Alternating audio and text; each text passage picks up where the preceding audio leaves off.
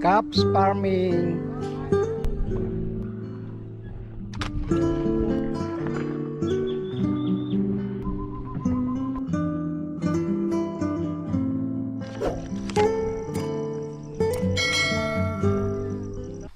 Talaga pong sobrang lamig dito sa aming lugar, aba.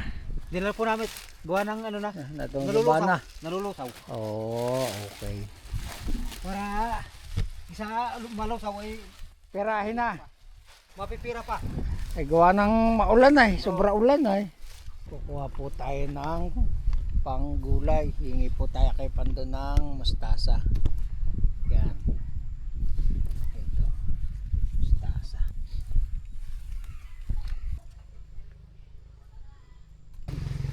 Dalawakan natin ng tilapia. Kabayawang yung lamig.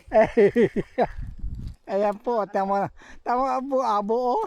Hindi na makita yung naando sa banda ilaya eh oh. So ayan, nakakuha na tayo ng mustasa. Kahingi na tayo ng panggulay. Magandang umaga po. Ayan po si inaanak, si Ilde. Meron po siyang seedling na dumating. Bali siling panigang. Apollo. Ang variety po niya ay Apollo naman. So hindi po siya magkakamatis. Ang tatanim po niya ay sili tsaka po beans. Ilan na yung dumating mo? 24 tray. Oh. May print dalawa. Kako sir, tama yon. Ibahagi mo isa sa akin muna. Susubukan ko, testing. Hindi, update ko kay boss. Boss, kasi may dalawang pre. Binigay ko mas nino, pero babayaran niya. Okay lang para ano. Si boss nga, 4 na taon ko na yung kapartner. Mahirap na. Hindi pababayaran mo rin naman. Umamot po tayo na isa lang para masampulan ko lang aring ating itatanim. Ano? Ito na po, dala na po natin yung pananim na siling panigang. Ang variety po na rin ay Apollo. So bukas ko na po baka ari maitanim dahil pipitas po tayo ng sayote.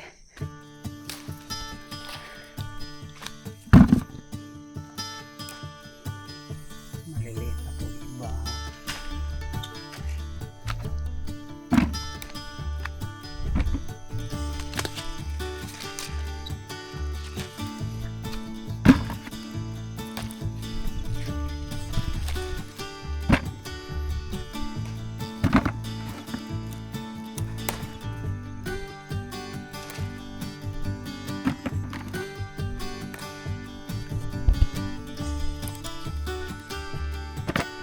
Ayan, tapos na.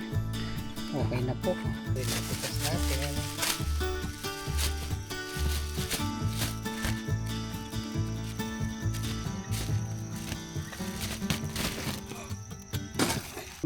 Magandang umaga po sa inyo mga ka-farmers. Ayan, andito po ulit tayo sa ating taniman.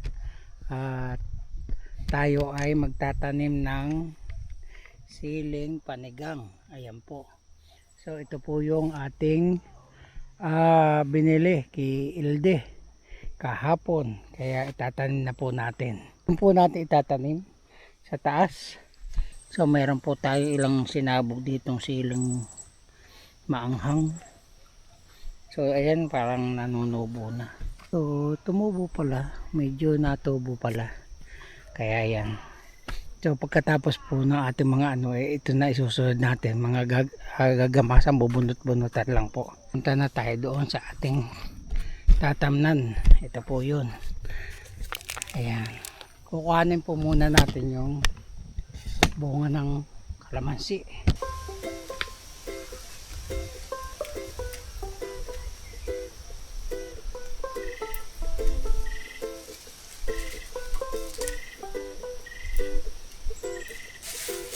So yun, ito na po yung kalamansi.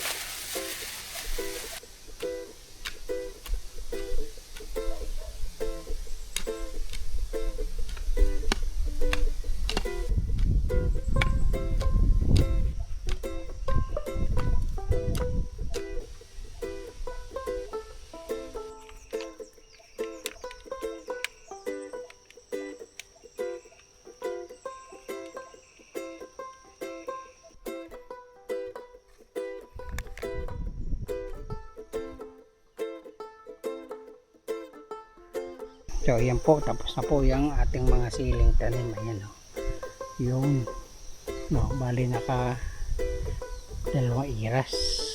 So dinugsong ko na po dito sa talong. Yan. Meron din po tayong talong dun sa baba. Dun. Ito yung mga talong natin. Oh. Medyo nalapad-lapad na po ang mga dahon niya. Ganda na.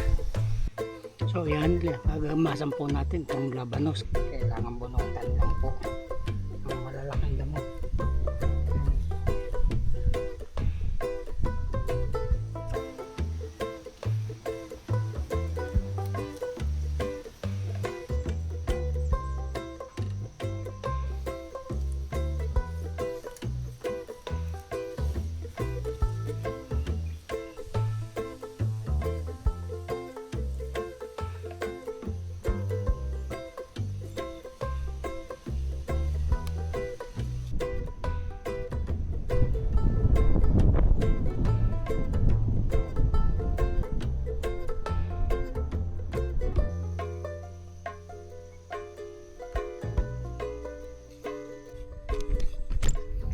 So ayan, no, nagmasa na po natin ng konti. So mga 3 araw po siguro natin itong lilinisan. Yan, maganda po pag nalinis naman, no. Wala nang damo at sigurado lalaman na maayos yan. So ayan po, magandang umaga. Tayo po ay magbasa ng mga comment ngayong araw na to kahit na sobrang ulan. Magbasa po tayo ng mga comment ng inyong ating mga subscriber. Jomel Balboa, ganda ng tubo ng sayote Kap, watching from Iloilo Province. Isagani Sonia, good morning Kap, nakakaani na, nakakatuwa naman. Ayan, naulan na naman po. Kay Sparkling Sampagita Innovator, magkano po kaya puhunan sa 1 hectare talungan? Sana next vlog po ay maisama ninyo sa inyong vlog. Hindi ko po sure kung magkano ang nagagastos sa talungan kasi hindi nga po ako nakakapagtanim ng maramihan ng talong. Kaya hindi ko po i-estimate kung magkano. Pero dito po sa amin, yung 1 hectare na kamatisan ay more or less 500 to 600,000 ang nauubos ng isang farmer. Yun ay kasama na po lahat. Paupa sa lupa, seedling, tulos o kawayan, labor, sa karga. So napakalaki po ng nauubos sa isang hektarya ng puhunan sa kamatis. Pero talong, hindi ko po alam kung magkano ang nauubos, kung magkano yung puhunan ng isang farmer sa talungan sa isang hektarya. Siguro po ay hindi naglalayo, maaari pong 500 o bumaba pa po. Simula siguro mga 300 to 500,000 ang puhunan ng pagka sa talungan. Kay Jocelyn Lakang, magandang buhay Kuya Kap, ganda ng inyong sayote. Kay Rina Patano, mapagpalang araw po Kap, umpisa na po ulit ng mga blessing ninyo, naway lagi kayong malakas. Tanong po Kap, iyan bang lugar na iyan ay private property o public land?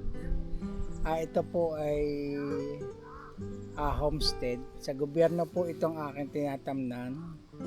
Pero may rights po ang kasi sa lolo ko pa po ito. Yan. Ang private po ay yung banda ibaba, may mga land title po yon. Ito po ay wala at dahil sa gobyerno po ito.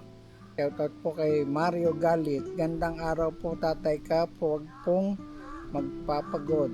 Konting gawa lang. Then, pahinga na po. Ingat po dyan sa bukid. Ang saya po talaga pag pepper diyan sa UPLB, Tatay Kap. Diyan po ako nag-aral dati sa College of Fishery.